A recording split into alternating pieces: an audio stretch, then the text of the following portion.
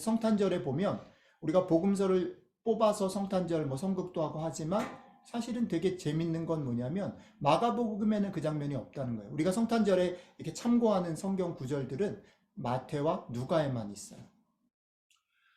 그리고 마가복음에 등장하는 예수님은 이렇게 동해번쩍 서해번쩍 그리고 되게 빨리 막 나타나시고요. 그 다음에 또 하나 마가복음의 특징은 마태나 요한은 더 심하고 누가도 있는데 예수님께서 가르치신 설교가 되게 담겨져 있음에 비추어 볼 때 마가복음에는 예수님의 설교가 없어요. 마가복음에 등장하는 예수님은 사자처럼 여기저기 다니시면서 행동을 종횡무진 달려가는 사자의 모습을 닮았습니다. 다른 복음서가 예수님의 가르침을 또박또박 전하고 있다면 연상할 수 있죠. 마태복음에 산상수훈이 길게 나와 있고 여러 가지 예수님의 가르침이 5번이나 나누어져서 소개되어져 있는 것과 비교해 볼 때 마가복음엔 그런 게 없어요. 마가복음이 보여주는 예수님의 메시지는 그의 삶과 행동을 통해서 나타납니다. 그래서 저는 2024년 새해를 시작하면서 아까도 말씀드렸듯이 1장부터 5장에 그러니까 예수님이 행동으로 사자처럼 나타나신 그 마가복음 중에서도 1장부터 5장에 나타나는 6가지 사건, 특별히 병을 고치시고 귀신을 쫓아내는 이 치유 장면을 통해서 한번 생각해 보면 우리의 삶을, 우리의 신앙을 비춰보면 좋겠다라는 생각을 한 거죠. 복음서에 보면 또 하나 예수님께서 병을 고치시는 장면이 되게 많이 나오잖아요. 앞을 보지 못하는 사람도 보게 하시기도 하고, 나병 환자를 고치시기도 하고, 여러 병을 고치시는 장면들이, 심지어는 죽은 자를 살리기도 하는데, 이런 장면들 속에서 되게 재밌는 게 뭐냐면, 다른 복음서는 예수님께서 그 아픈 사람들과 공감하고, 연민을 느끼고, 그 사람들을 불쌍히 여겨서 그런 치유를 하셨다라는 언급들이 되게 많이 나와요. 근데 마가복음에 보면 오늘도 우리가 묵상을 하겠지만 마가복음에서 예수님께서 병을 고치시거나 귀신을 쫓아내거나 하시는 장면들은 뭐랑 연관이 있냐면요.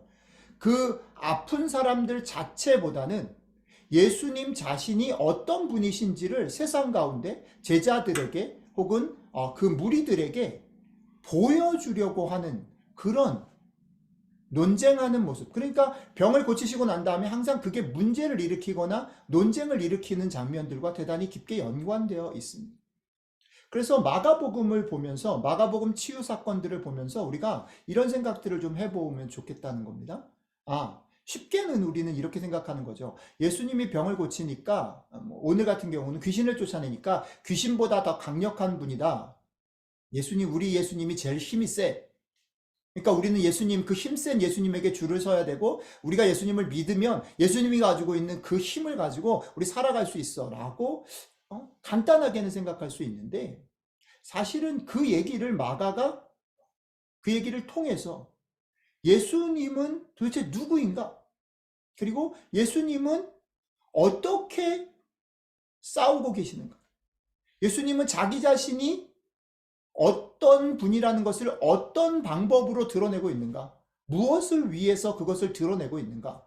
많은 부분들을 좀 생각해 보면서 지금 이 땅을 살아가는 아까 권사님 기도에도 언급을 하셨지만 이 땅을 살아가는 우리가 예수님을 믿고 산다라고 하는데 예수님을 믿고 사는 우리가 취해야 될 태도 그리고 예수님을 믿는다라는 게 우리들의 삶에는 도대체 구체적으로 어떤 것인가, 어떤 힘을 주는가, 어떤 축복이 되는가 라는 부분들을 같이 좀 생각해 봤으면 좋겠다라고 6번의 마가복음 예수님의 그 치유 이야기를 같이 생각해 보면 좋겠다라고 생각이 들었습니다. 자, 마가복음 얘기를 읽으면서 한 가지는 여러분들하고 조금 약속을 좀 했으면 좋겠습니다. 이 6번의 예수님이 치유하시는 사건들을 묵상할 때 기술적인 문제인데요. 우리가 성경을 읽어나가다 보면 아까도 목사님이 쭉 읽어주신 오늘 본문을 보면요. 이런 거예요. 본문 가운데 사건은 간단하죠. 예수님께서 성전에 들어가셨는데 말씀을 가르치시니까 거기 있는 사람들이 말씀을 듣고 놀랬다. 그런데 예수님께서 그 중에 귀신 들린 사람을 보면서 그 귀신을 쫓아내려고 하니까 그 귀신이 그 사람 속에 있었던 귀신이 그러지 말아달라고 했는데 예수님이 그 귀신을 쫓아냈다. 그러니까 거기 있는 사람들이 한 번 더 놀랬다. 이게 스토리입니다. 그런데 본문에 보면 자, 거기 있는 사람들이 놀란 것도 사실이죠. 이야기죠. 그리고 귀신이 그렇게 예수님에게 반응한 것도 이야기입니다. 그런데 그 이야기를 전달하는 사람이 있는 거예요. 그러니까 복음서는 어떤 면에서 지금은 우리가 성경을 글로 읽잖아요. 그런데 이게 원래는요, 어떻게 되어 있냐면, 그거를 지금은 우리가 성경을 다 개인이 가지고 있잖아요. 한 사람이 뭐, 저희 집에도 성경이 한 10권 이상 되는데, 영어 성경까지 치면 20권이 넘는데, 그러니까 우리가 이제는 다 개인적으로 소유할 수 있지만, 성경이 처음 쓰여졌던 당시에는 이 성경을 개인적으로 소유할 수 없었어요. 그래서 집에서 읽을 수 있는 것이 아니에요. 이거는 성경 두루마리를 펴서 혹은 성경의 뭐 그 원고를 펴서 여러 사람들을 앉혀놓고 한 사람이 읽어줬던 거예요. 그러니까 그것을 읽어주는 사람이 있는 거죠. 마치 이런 거죠. 무성영화 시대의 변사, 알죠? 변사? 예. 그랬던 것이었다, 그랬던 것이었다, 뭐 이렇게 하는 변사 있잖아요. 그러니까 나레이터가 있다는 거예요. 읽어주는 사람, 이야기를 전하는 사람이 있다는 거예요. 그러니까 이야기를 전하는 사람이 있다라는 것을 한번 전제를 하고 성경을 여러분들이 이제 오늘부터 6번 읽어 나갈 때 본문을 한번 잘 보세요. 그러면 거기 있는 사람들이 한 행동들은 있는데 그 행동들에 대해서 그 얘기를 전달하는 나레이터가 그걸 읽어주는 사람이 그걸 말해주는 사람이 자기 얘기를 슬쩍슬쩍 집어넣고 있다라는 거죠. 그래서 우리가 성경을 읽을 때, 마가복음 읽을 때 뭐를 주목해서 보냐면요. 이야기를 읽어주는 사람, 그 이야기를 전달하는 사람이 사건과 사건 사이에 슬쩍슬쩍 자기의 의도와 생각을 얹어서 얘기하는 그 부분을 찾아내서 한번 같이 보면 좋겠다라는 겁니다. 그게 성경 저자의 의도라는 거죠. 자, 오늘 본문도 한번 생각해 보시죠. 예수님께서 회당에 들어가서 가르치시자 그의 가르치심이 서기관들과는 달리 권위 있는 자의 가르침 같아서 모든 사람이 놀랬다라는 겁니다. 그걸로 얘기가 시작되죠. 얘기의 마무리는 뭡니까? 아까도 얘기했지만 귀신을 쫓아내시는 걸 보고 사람들이 이렇게 얘기해요. 권위 있는 새 교훈이다. 귀신들이 순종하는구나. 그리고 또 놀랬어요. 그렇죠? 권위로 시작해서 권위로 끝나는 이 이야기 속에 아까 제가 제안한 거 나레이터는 어떻게 자기 의견을 이렇게 슬쩍 끼우고 있느냐 하는 거죠. 여러분들이 본문을 다시 한번 천천히 읽어보시면 나레이터가 얘기한 부분이 숨어 있는 것을 두 곳을 발견할 수 있습니다. 제가 읽어볼게요. 22절입니다.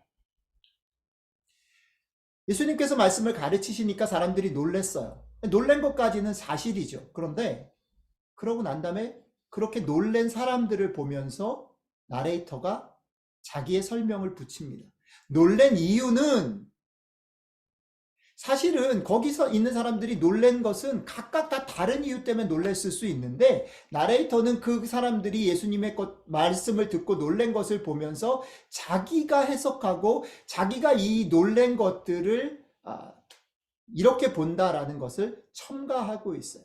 그 사람들이 놀란 이유는 뭡니까? 그가 예수님이 가르치시는 것이 권위 있는 자와 같고 서기관들과 같지 아니하기 때문에 그들이 놀랬다 라고 슬쩍 자기의 생각을 집어넣고 있어요.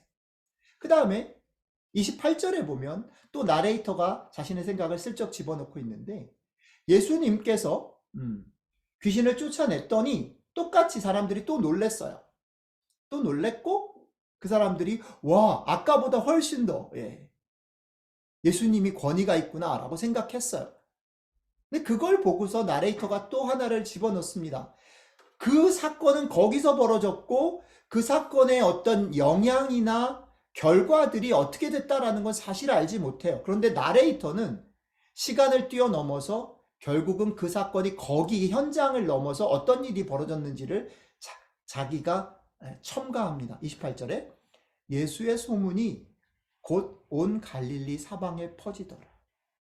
그러니까 나레이터가 지금 예수님이 귀신을 쫓아냈더니 사람들이 막 놀래고 권위를 인정하게 되었는데 그것이 어떻게 연결이 됐다라고 설명하고 싶으냐면 갈릴리 온 지방에 소문으로 퍼졌다라는 얘기를 나레이터가 하고 있다라는 거예요. 오늘 예수님께서 귀신을 쫓아낸 이 이야기를 우리에게 들려주는 사람이 있는데, 그 나레이터는 자기가 전달하려고 하는 이야기의 앞부분과 끝부분에 자기의 생각을 슬쩍 더합니다. 자, 그러면 이렇게 생각해 볼 수 있어요. 마가복음을 읽으면서 여러분들이 지금 이 얘기를 전하는 사람이 있는데 그 나레이터가 자기의 얘기를 슬쩍슬쩍 얹어서 얘기를 한다라고 말할 때 나레이터가 의도하는 게 뭘까? 거기 있는 사람들이 예수님의 말을 듣고 예수님의 말이 다른 서기관들과는 같지 않는 뭔가 특별하고 힘이 있는 말씀이다라고, 그래서 놀랬다라고 얹어서 말하는 나레이터의 의도는 뭘까? 또 귀신을 쫓아낸 사건을 보면서 나레이터가, 그 말을 전하는 사람이 그 사건 때문에 예수님의 소문이 갈릴리로 쫙 퍼졌다라는 말을 얹어서 얘기하는 것은 뭘까? 어떤 의도일까를 생각하면서 본문을 읽어가면 어쩌면 우리가 그냥 예수님이 뭐 힘이 세시고 귀신도 쫓아낼 수 있는 분이구나, 그러니까 우리는 그런 예수님을 믿으니까 우리도 좋고 힘이 세다라는 것만, 그것 이상으로 오늘 말씀이 우리가 가져야 될, 우리가 믿는 예수님, 나레이터를 통해서 마가가 소개하려고 하는 예수님의 모습, 예수님이 지금 하시는 일들의 의미들을 조금은 더 깊게 묵상하고 우리의 삶에 비춰볼 수 있겠다라는 것입니다. 자, 그럼 이런 것들을 가지고 오늘 얘기를 조금 더 생각을 해보면 좋겠습니다. 예수님은 아까도 말씀드렸듯이 결국 자신이 가지고 계신 권위를 드러내시고 싶어 하셨어요. 그리고 오늘 전체 이야기 속에서 보면 사람들은 결국 예수님의 그 권위를 깨닫게 되고, 나레이터의 말에 따라가다 보면 그 권위라는 것은 그것을 바라보고 경험한 사람들뿐 아니라 그 소식을 전해 들은 사람들까지 이렇게 사방으로 퍼지게 되었다라는 걸 우리는 알 수 있습니다. 그런데 한 가지 조금 더 안쪽으로 들어가서 생각을 해보면 흥미로운 점이 뭐냐면, 예수님의 권위가 첫 번째는 가르치시는 말씀의 권위가 있었어요. 그죠?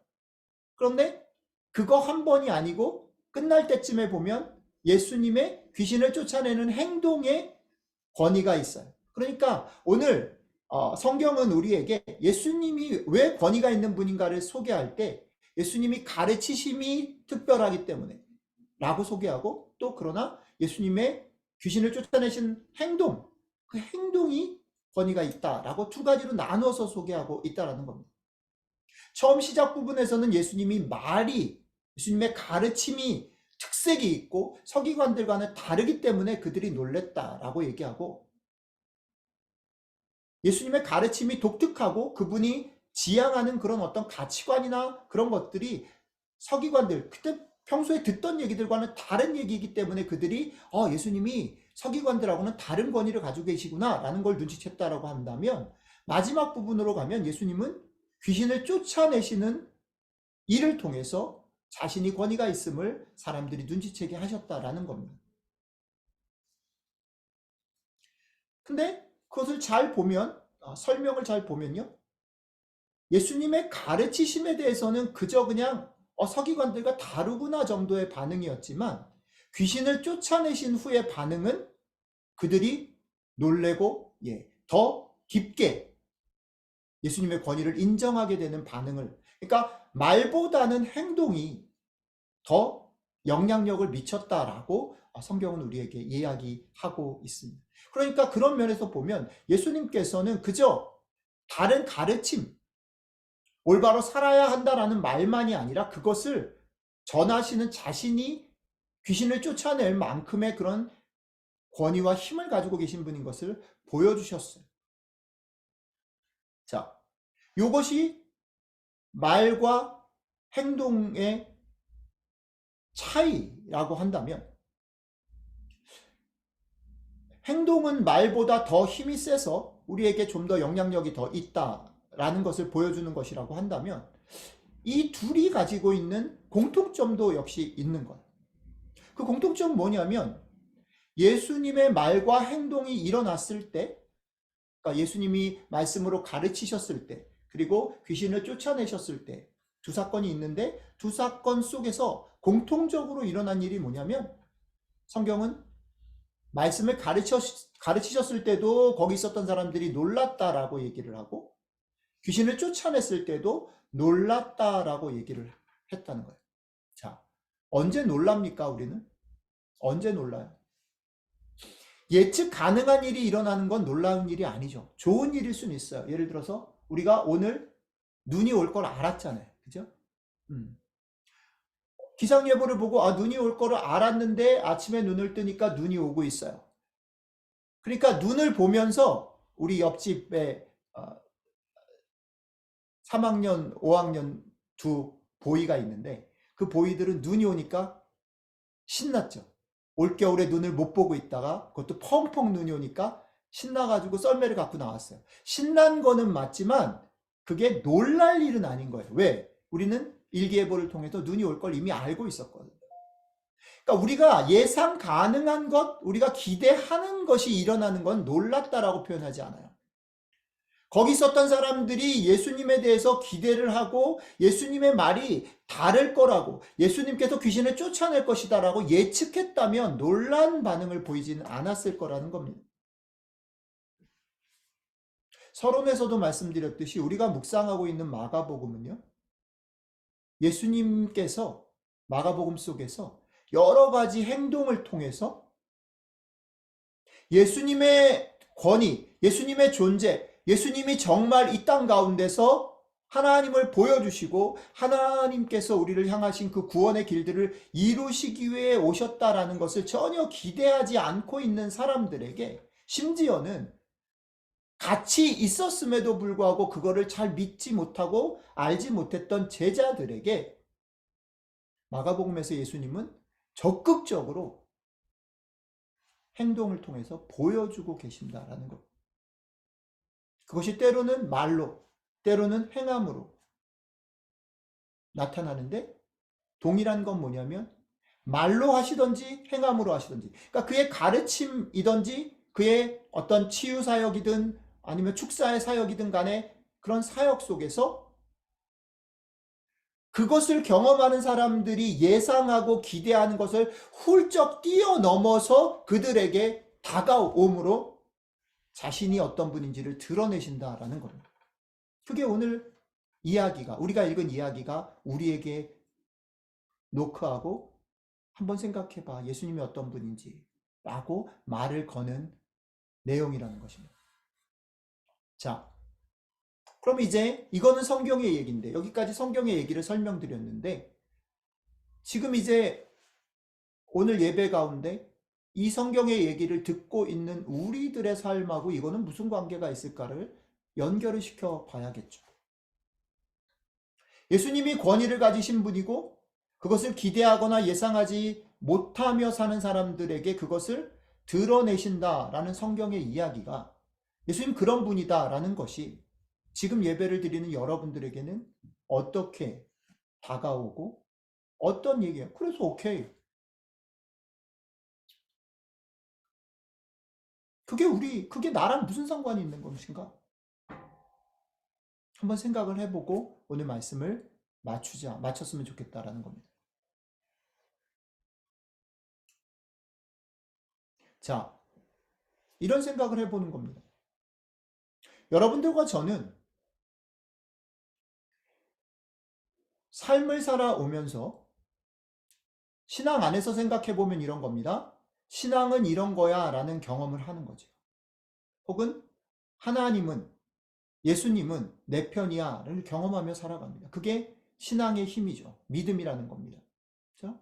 그게 어떤 사람한테는 기도의 응답으로, 어떤 사람한테는 병을 고치는 일로, 어떤 사람한테는 좋은 깨달음으로, 어떤 사람한테는 신앙생활 속에서의 어떤 기쁨으로, 내적인 그런 감격으로, 확신으로, 여러 가지 모습으로 우리는 신앙을 경험하고 그 경험한 것들을 기초로 해서 신앙은 이런 거야 라고 확신하며 살아갑니다.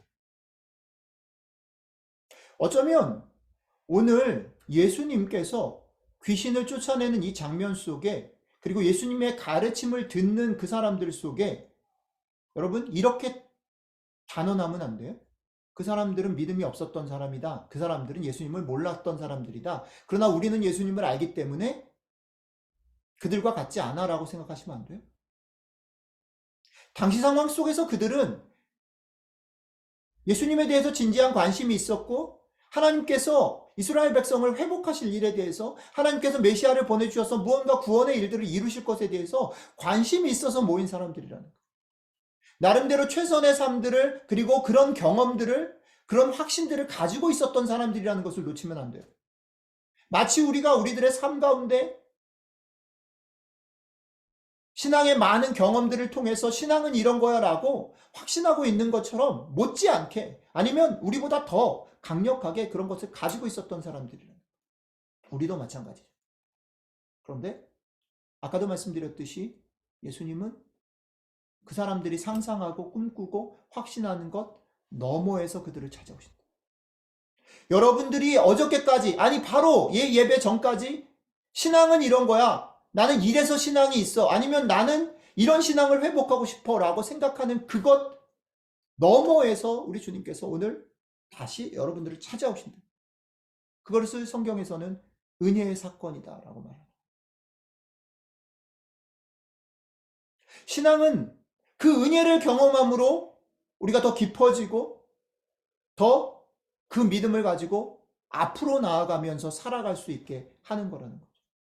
조금 다른 식으로 말을 하면 오늘 말씀, 오늘 이 사건은 너희가 어저께까지, 지금 바로 전까지 확신했던 그것, 그런데 그것 안에서는 기대할 수 없었던 그 자리로 하나님께서, 우리 주님께서 우리를 초청하는 거죠. 초청하시면서 한 걸음 더 나와라. 우리를 놀래키시는 거죠. 오늘 말씀을 나누며 예배를 드리는 이 과정이 되게 막 어수선하잖아요. 저도 지금 시작하면서 막 음향을 못 잡고 막 컴퓨터 막 이러면서 정신이 없어가지고 찬양 끝나고 성찬식 들어갈 때까지 막 정신이 없었는데, 여러분들도 뭐 그러셨을 수도 있을 것 같아요. 또 어떤 분들은 아예 이 예배 가운데 참석하지 못하시는 분들도 계시고. 그런데요, 우리가 생각할 때는 어수선하고 사실은 적절하지 못한 그런 많은, 그래서 집중하지 못하고 은혜 받기에 익숙치 않은 그런 환경들 속에서 다시 우리 주님께서는 오늘 말씀을 통해서 우리에게 도전하시는 거예요. 오케이? 그런 자리에 내가 너를 다시 한번 네가 경험하지 못한 거기로 초대한다. 이걸 한번 생각해 보면 좋겠다. 제가 여러분들에게 마지막으로 나누고 싶은 부분이 여기에 있습니다. 여러분들에게 있어서 예수님을 믿는다라는 것이, 여러분들이 믿는 예수님이 왜 여러분들에게 축복입니까? 우리는 그렇게 고백하죠. 예수님이 이 세상의 모든 문제의 유일한 해결책이라고 믿습니다. 예수님이 우리의 소망이고 예수님이 우리의 축복입니다 라고 고백합니다. 왜 축복입니까? 우리는 어제까지, 오늘 바로 이 순간 전까지 예수님이 축복인 이유들을 가지고 있어요. 나 나름대로. 그죠? 여러분들에게도 그런 게 있을 거예요. 그죠? 그러니까 이렇게 예배에 참석하죠. 그런데 오늘 말씀은 거기서 한 걸음 더 도전하는 겁니다. 여러분들이 어제까지, 지금 바로 전까지 확신했던 그것을 훌쩍 뛰어넘어서 여러분들에게 지금 다시 찾아오시고, 내가 상상하고 기대하는 건 너머에 더 큰 힘으로, 더 큰 자비하심으로,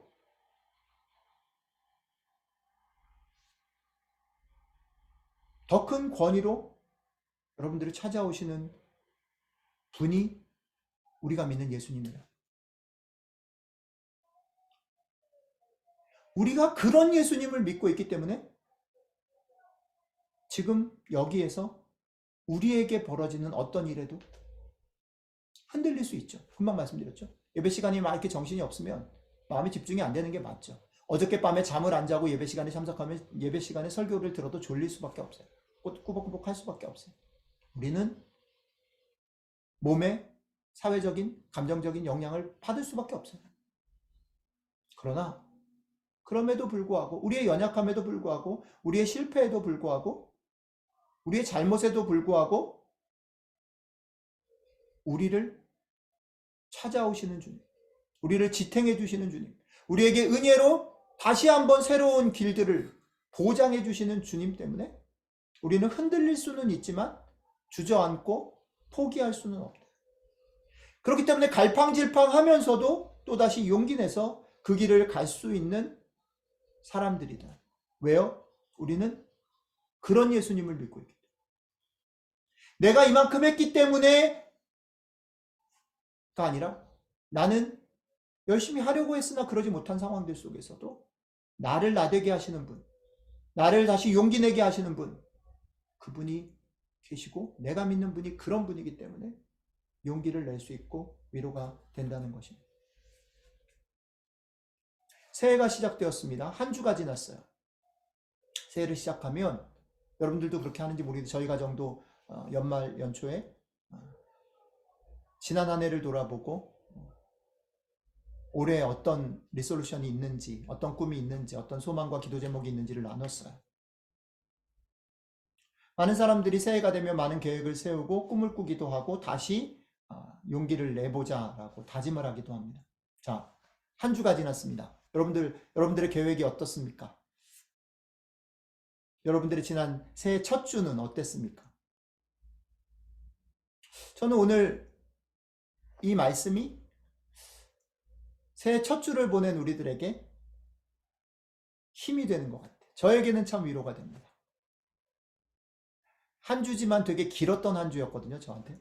여러 가지 많은 일들이 있었어요. 여러분들도 아마 그러셨을 거라고 생각해요. 그 일들 속에서 어떨 때는 낙심하고, 어떨 때는, 이거 안 되나 보다. 또 똑같아. 생각하셨을 수도 있어요. 그런데 오늘 말씀 속에서 예수님은 우리에게 이렇게 얘기하신다 싶어요. 다시 시작해. 한 주 망했으면 또 꿈을 꿀 수 있어. 또 일어나서 더욱 사랑하고 더불어 살기를 힘쓸 수 있어. 힘쓰자. 왜요? 그 주님이 우리가 생각하고 기대하고 확신하는 것 너머에서 우리를 찾아오시고 당신이 그것을 감당할 수 있는 분이신 것을 보여주시겠다. 여러분들에게 이런 주님이 여러분들의 한 해를 같이 동행하는 주님이신 것이 믿겨졌으면 좋겠습니다. 그리고 이것이 여러분들과 저에게 참 힘이 되었으면 좋겠습니다.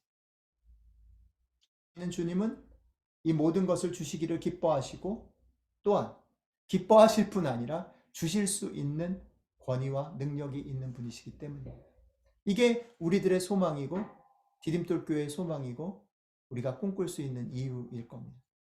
여전히 우리들의 삶을 보면 초라하기도 하고 낙심될 일들도 있고 아직도 부족한 부분들이 많이 보일 수 있죠. 그런 걸 그냥 아닌 것으로 여기라는 말이 아닙니다. 그런 것 때문에 속상해하면 안 된다라는 말이 아닙니다. 속상하지요. 안타깝죠.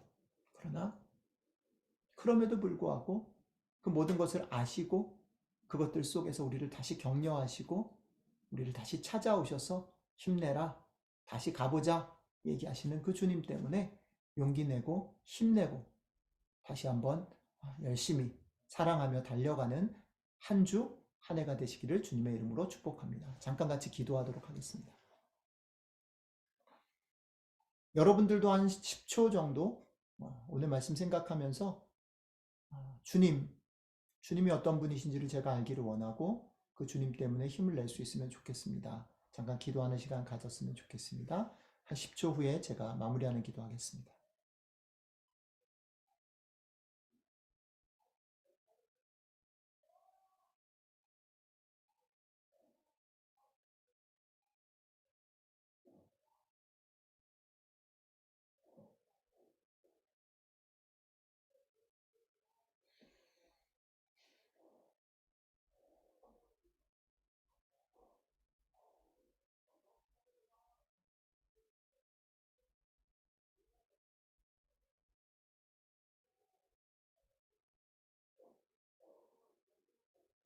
예, 주님, 새해가 밝았고 한 주가 지났습니다.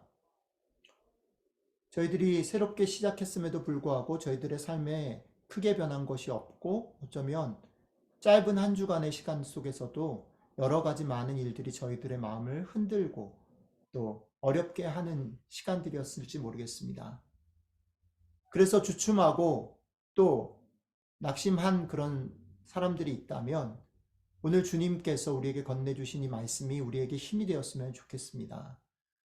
다시 한번 용기를 내라. 다시 한번 같이 가자. 말을 걸어주시는 주님 감사합니다. 말만 걸어주시는 것이 아니라 용기 낼 수 있게 힘을 주실 수 있는 그런 분이 주님이셔도 너무 좋습니다. 이번 한 주, 올 한 해 이런 주님을 믿는 우리가 이 믿음 때문에 힘을 내며 더 많이 사랑하고 더 많이 더불어 살기를 힘쓰는 한 주, 한 해가 될 수 있도록 함께 해주시면 좋겠습니다. 감사드리며 우리 주 예수님 이름으로 기도드렸습니다. 아멘.